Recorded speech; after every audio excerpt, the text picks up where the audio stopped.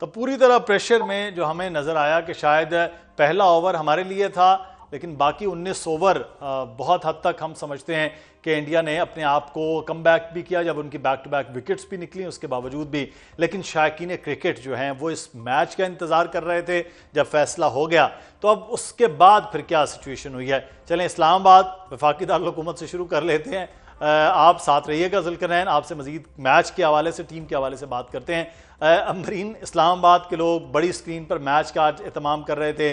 अच्छा एक इतवार दिन भर गुजरा, लेकिन सरे शाम ही पाकिस्तान के लिए एक मुश्किल सा वक्त था। कहते हैं इस्लामाबाद के लोग कि जो आज हुआ है मैच में, किसको जिम्मेदार ठहराते हैं?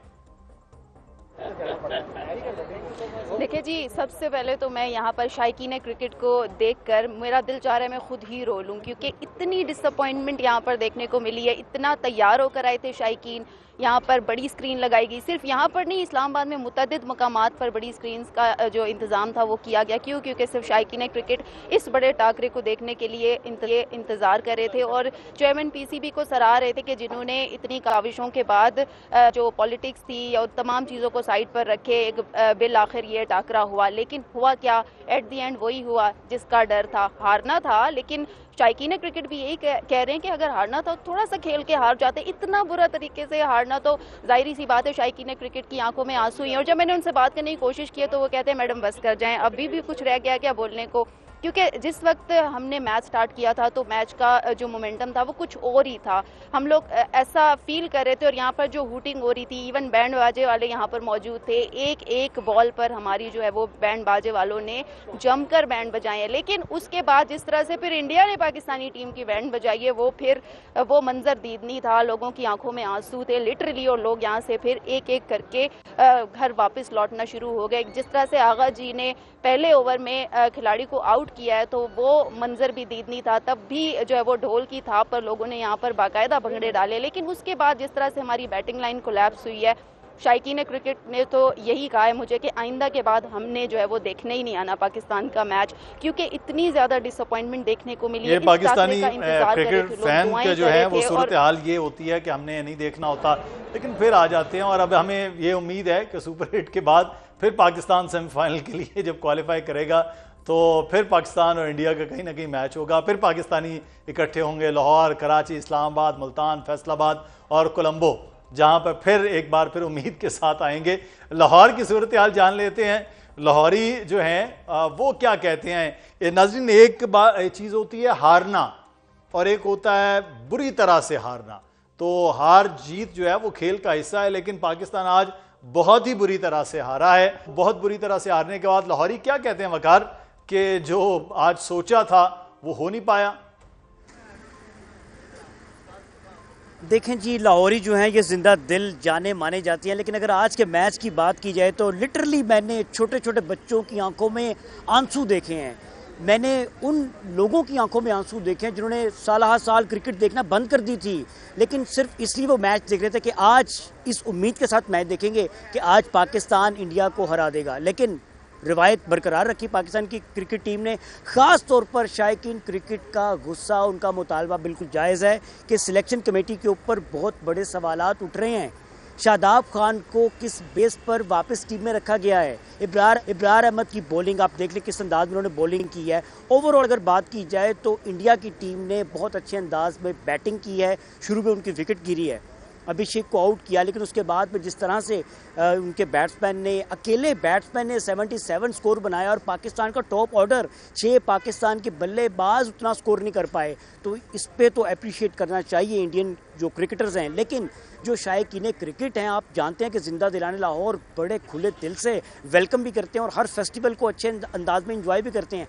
रेस्टोरेंट में मैं मौजूद हूँ और यहाँ पर खाने का भी एहतमाम किया गया था, लेकिन जिस तरह से पाकिस्तानी बॉलर्स की धुलाई की जा रही थी, खाना सामने पड़ा, ठंडा है, छोटे छोटे बच्चे बेचारे इस उम्मीद पर कि शायद बाबर आजम का बल्ला चल जाए, शायद साइम अयूब लंबे लंबे छक्के मारे, साहबजादा फरहान अच्छे रन्स उगल ले उनका बल्ला, लेकिन होता है ऐसे ही आया माजी की तरह। हम देखते हैं आज भी कि किस तरह से ये के बाद दीगरे विकेट्स गिरती गई। और मुझे तो ऐसा लग रहा है, शायकीन क्रिकेट का भी ये कहना है कि इन्हें किसी अच्छे साइकाइट्रिस्ट को दिखाने की ज़रूरत है कि जब भी पाकिस्तान इंडिया का मैच होता है बड़े इवेंट में, चाहे वो चैंपियंस ट्रॉफी हो या फिर वर्ल्ड कप हो, तो पाकिस्तान इंडिया से वन साइडेड मैच हार जाता है।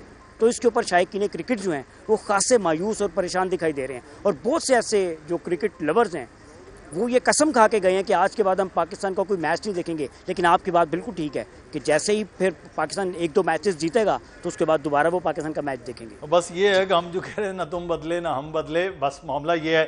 लेकिन जुल्करनैन एक चीज़ मैं आपसे जानना चाहूँगा, जुल्करनैन कुछ बात कर रहे हैं आप, आपकी आवाज़। जी जी जुल्करनैन, मुझे अगर आप आज की मैच में बात करें ना तो अभिषेक का तो प्लान ए मौजूद था, लेकिन ईशान किशन का प्लान बी मौजूद नहीं था।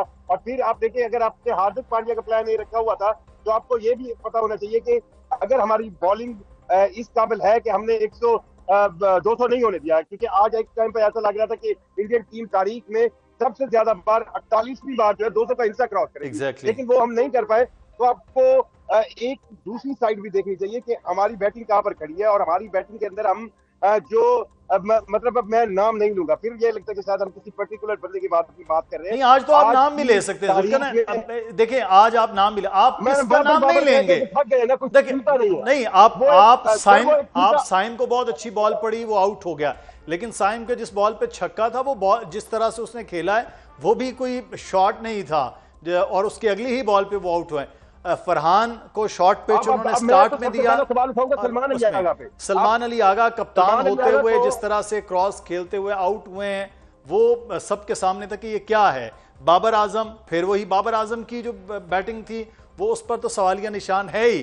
तो ये चारों के चारों टॉप बैटर्स जो हैं उन पे क्वेश्चन मार्क कि ये क्या खेल रहे थे।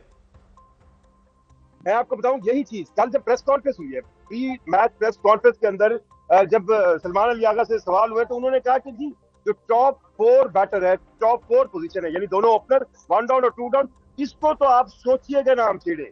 तो इसका ये मतलब है कि उन्होंने बिल्कुल पत्थर पर लकीर कह दी। अब सवाल ये पैदा होता है, आप कंपैरिजन करें जरा, एक साइड पर इंडियन बैटिंग लाइन को रखें और दूसरी साइड पर आप पाकिस्तानी बैटिंग लाइन को रखें। हम में जो सबसे ज्यादा अगर स्ट्राइक रेट है साइम अयूब का या साहबजादा का, वो 135 से 45 तक है। आप अभिषेक का स्ट्राइक रेट देखें 193 है, ईशान किशन का स्ट्राइक रेट 200 से ज्यादा है। आप अगर फिर आप डाउन ऑर्डर आते तो एक फहीम अशरफ आपका कहीं ना कहीं कंपैरिजन में नजर आता है, लेकिन आप उसको रिंकू शर्मा से कंपेयर करेंगे, आप दुबे से कंपेयर करेंगे, किससे करेंगे?